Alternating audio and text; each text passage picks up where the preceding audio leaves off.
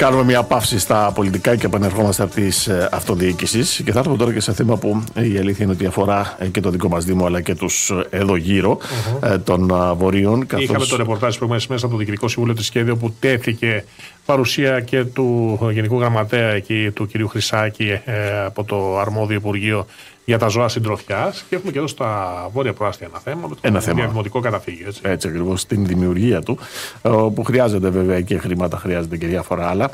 Γι' αυτό και βρέθηκε εκεί ο πρόεδρος του ΣΒΑΠ, ο κύριος Αλέξης Μαυραγάνης, για να θέσει αυτά τα ζητήματα. Αν πήρε απάντηση ή όχι, θα μας τα πει τώρα ο ίδιος. Τον έχουμε στην τηλεφωνική μας γραμμή, τον κύριο Μαυραγάνη. Καλή σας μέρα, πρόεδρε. Καλημέρα, πρόεδρε, καλημέρα. Καλημέρα και από μένα. Η αλήθεια είναι ότι χρειάζεται μια βοήθεια ακόμη για να γίνει αυτό το καταφύγιο, έτσι δεν είναι? Καταρχάς να πω, σχολιάζοντας την εισαγωγή σας, ότι μπορεί να είναι και τα πιο βαθιά πολιτικά τα όσα αγγίζουν την τοπική αυτοδιοίκηση και ειδικά τον πρώτο βαθμό, γιατί είναι αυτά που αγγίζουν και τον πολίτη τα πιο κοντινά μας. Και πέραν αυτού και στο συγκεκριμένο θέμα είναι ένα θέμα που έχει άμεση σχέση με την καθημερινότητα. Σωστά. Τώρα, η αλήθεια είναι ότι οι δήμαρχοι έβαζαν άλλα ζητήματα. Τα ζητήματα που έχουν να κάνουν και με τις ποινικές τους ευθύνες, έτσι όπως έχουν δημιουργηθεί. Έχει δημιουργηθεί το θέμα με τα δέσποτα. Αλλά και το καταφύγιο το οποίο θέλει να δημιουργήσει ο ΣΒΑΠ και να λειτουργήσει όσο το δυνατόν πιο σύντομα είναι πολύ σοβαρό θέμα. Και μια προσπάθεια πολλών ετών, έτσι, των 16 δήμων μέλων του συνδέσμου σας. Κοιτάτε, όπως έγινε η συνεδρίαση αυτή με τον ειδικό γραμματέα, τον κύριο Χρυσάκη, υπήρχαν δύο πτυχές ουσιαστικά, θα έλεγα, όπως εξελίχθηκε αυτή η παρουσία του στο Διοικητικό Συμβούλιο της ΚΕΔ και η συζήτησή μας εκεί. Η μία ήταν τα θεσμικά μας αιτήματα, που έχουν δύο σκέλη. Το ένα σχετίζεται και με τη συνολική αντιμετώπιση των ερετών, τη θέση που λέμε των ερετών της αυτοδιοίκησης και ιδίως του πρώτου βαθμού, και το δεύτερο είναι στο ρόλο μας ως τοπική αυτοδιοίκηση και ως ερετή σε σχέση με τους πόρους και τις δυνατότητες που έχουμε να διαχειριστούμε τις αρμοδιότητες γενικώς που μας έρχονται καταιγιστικά όλα αυτά τα χρόνια, χωρίς όμως να αντιστοιχίζονται στα οικονομικά της αυτοδιοίκησης σε αντίστοιχες εισρωές.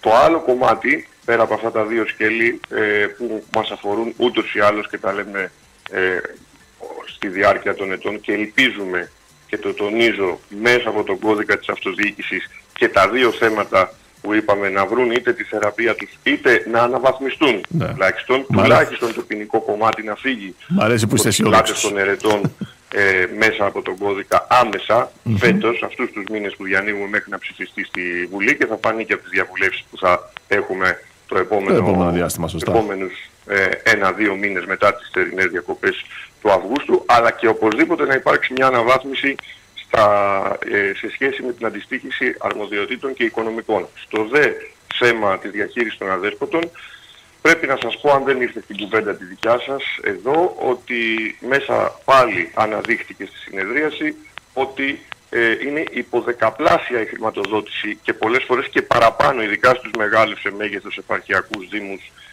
ξεπερνάει και αυτά τα επίπεδα του 1/10 οι δαπάνες που κάνουν οι δήμοι σε σχέση με τις αρμοδιότητες που έχουν επιφορτιστεί για να διαχειριστούν αυτό το δυσδιαχείριστο για όλους το θέμα, και γι' αυτό για άλλη μια φορά το ρίξαν στην αυτοδιοίκηση, που κάνει ό,τι καλύτερο μπορεί, που πραγματικά αν δείτε και στα αστικά κέντρα καλό επίπεδο έχει προχωρήσει το θέμα των σκύλων, έχει μπει στο θέμα των γατών. Εγώ, όπως ξέρετε, το παρακολουθώ από την αρχή του, γιατί αυτή η νομοθεσία δεν έχει πάνω από δεκαετία. Όχι, βέβαια.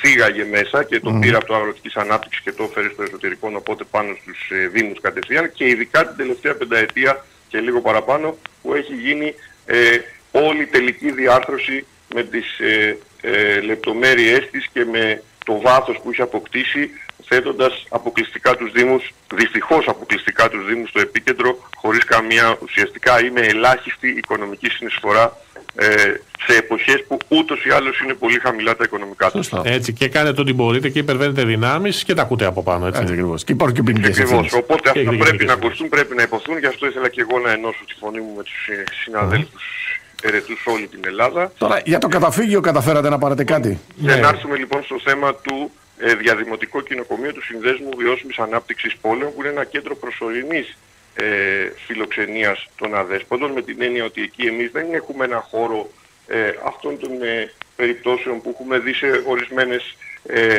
καταστάσεις που κανείς μας δεν θέλει να είμαστε σε αυτό το μοτίβο. Αντίθετα, εννοώ καταφυγίων σε κάποιες περιπτώσεις που έχουν δυσφημιστεί ή που υπάρχει μια αμφισβήτηση, ας πούμε, για τη λειτουργία της. Εμείς έχουμε ένα υπερσύγχρονο έργο, έχουμε παραλάβει το κατασκευαστικό, κάνοντας με τους Δήμους μέλη μας τις μελέτες, τις ανάλογες, όλες από την αρχή, την αρχική μελέτη, μετά ακόμα και μετά την επίβλεψη, την υλοποίηση από τις τεχνικές υπηρεσίες, από τις οικονομικές υπηρεσίες των Δήμων, δεν αργήσαμε ούτε μία μέρα. Αντίθετα, παρότι αντιμετωπίσαμε και προβλήματα και με την αρχαιολογία, όπως ξέρετε, και από την προηγούμενη πορεία της διοίκησης και πριν βρεθώ εγώ στη θέση του Προέδρου, όπως το έχω παρακολουθήσει, αλλά και μετά και με τη δική μου παρουσία, παρότι αντιμετωπίσαμε πάρα πολλά προβλήματα, καταφέραμε να υλοποιήσουμε το έργο μαζί με τις υπηρεσίες των Δήμων μας, να έρθουμε στο σημείο να το παραλάβουμε κατασκευαστικά ως ένα στολίδι πραγματικά, το οποίο ανήκει στους Δήμους, στους 16 Δήμους της Βορειοανατολικής Αθήνας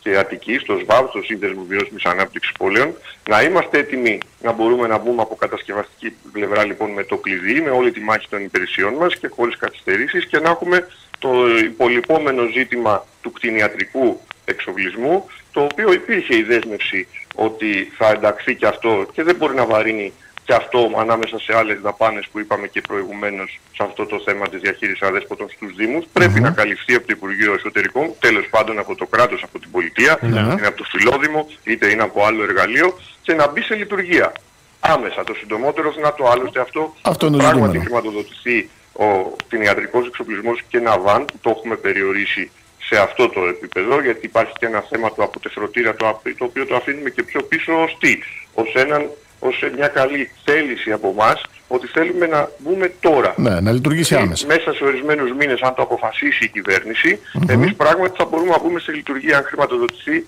έως 300.000 ευρώ, ένα πολύ λογικό ποσό. Αυτό είναι το κόστος το συνολικό. Το διαδημοτικό κτηνοκομείο προσωρινής φιλοξενίας, το οποίο θα λειτουργεί παράλληλα και ως κέντρο υιοθεσίας των αδέσποτων και ως σύγχρονο λοιπόν δημόσιο κτηνιατρίο από τη μια, που θα μπαίνουν τα ζώα, θα φροντίζονται και θα επιστρέφουν στις θέσεις που έχουν βρεθεί και στους Δήμους μέλη μας, και από την άλλη ένα κέντρο υιοθεσίας για να προωθούνται σύγχρονο κέντρο. Το προσωπικό έχει βρεθεί, Πρόεδρε. Θα υιοθετούνται σε ενδιαφερόμενους. Έχουμε βρει, εμείς ξέρουμε ακριβώς πώς θα λειτουργήσουμε και εκεί έχουμε την αυτοχρηματοδότησή μας, και είναι ενδιαφέρουσα η ερώτηση για αυτό το λόγο, ότι εμείς δεν ζητάμε κάτι επιπλέον μετά για τη λειτουργία μας. Αυτό το έχουμε εξασφαλίσει, γιατί οι ίδιοι οι Δήμοι έχουμε φτιάξει το φορέα διαχείρισης που είναι συμβαλόμενος με το σύνδεσμό μας, ουσιαστικά με ίδιες δυνάμεις του συνδέσμου, δηλαδή μέσα από ένα μοντέλο που έχουμε δημιουργήσει, και ξέρουμε ότι αυτό θα έχει την αυτοχρηματοδότηση. Πολύ σημαντικό αυτό, δεν θα χρειάζεται κάτι εξτρά. Εκεί πια από τους ίδιους τους Δήμους μας μέλη που θα είναι και χρήστες, και δεν ζητάμε τίποτα γι' αυτό. Ναι. Πρέπει να είναι ξεκάθαρο. Το ποσό δεν είναι πολύ μεγάλο. Είδατε να υπάρχει καλή πρόθεση? Καλή πρόθεση έχω δει. Δεν λέω κάτι που υπάρχει άρνηση, είτε από τον Υπουργό όταν έχουμε μιλήσει γι' αυτό, είτε από τον Ειδικό Γραμματέα πολύ περισσότερο, που έχει και μια παραπάνω ευαισθητοποίηση στο θέμα αυτό. Είναι ένας άνθρωπος που κατέχει τεχνογνωσία αναμφισβήτητα και αντιλήφθηκε το θετικό πρόσημο της υπόθεσης, το σημαντικό θετικό πρόσημο της υπόθεσης, αλλά είμαστε σε μια κατάσταση παγώματος. Δηλαδή εδώ δεν υπάρχει άρνηση, δεν υπάρχει και η κατεύθυνση. Δεν υπάρχει εξέλιξη. Οπότε θα χρειαστεί λίγο πίεση παραπάνω. Παρότι εμείς καταθέσαμε το τεχνικό δελτίο με βάση τις υποδείξεις από το Υπουργείο για να μπορεί να μας κατευθύνει από ποιο χρηματοδοτικό εργαλείο θα μας χρηματοδοτήσει. Αλλά είμαστε στον αέρα μετέωρη από ένα σημείο και μετά, με την έννοια ότι, ή αν θέλετε με την δικαιολογία, ότι δεν υπάρχουν χρήματα. Εγώ μπορώ να το καταλάβω ότι για πολλά πράγματα δεν υπάρχουν χρήματα. Βλέπουμε και για πολλά άλλα που υπάρχουν χρήματα, αλλά για ένα τέτοιο ποσό, για αυτή την υπόθεση και για μια επένδυση του κράτους, εγώ το θεωρώ και ένα τρομερό ρίσκο, δηλαδή να αφήνεις μια επένδυση έτσι που σαν κράτος μέσα από το Φιλόδημο έχεις επενδύσει 2,5 εκατομμύρια σχεδόν, και για 300.000 να μην βρίσκεται. Οπότε θα αυξήσετε το pressing από εδώ και πέρα. Μάλλον το θέμα είναι ότι δεν τρέχει κανένα χρηματοδοτικό τώρα. Μίλησα και ζήτησα από τον πρόεδρο της ΚΕΔΕ, τον κύριο Κυρίζογλου, και τον ευχαριστώ και για το βήμα που μου έδωσε να καταθέσουμε το ζήτημα αυτό, να ακουστεί, να βλέπω ότι και εσείς είχατε μια ανταπόκριση, και από πολλούς άλλους φορείς είδα ανταπόκριση και ελπίζω αυτό να βοηθήσει το pressing αυτό που λέτε που αυξάνουμε και με αυτή την κίνηση και με άλλες, ώστε να έχουμε μια θετική ανταπόκριση στο ζήτημα. Το ελπίζουμε και εμείς, κύριε Μαυραγάνη. Το ευχόμαστε. Σας ευχαριστώ που μου δίνετε και εμείς ευχαριστούμε πάρα πολύ. Να είστε καλά. Καλή συνέχεια. Καλημέρα, καλή συνέχεια.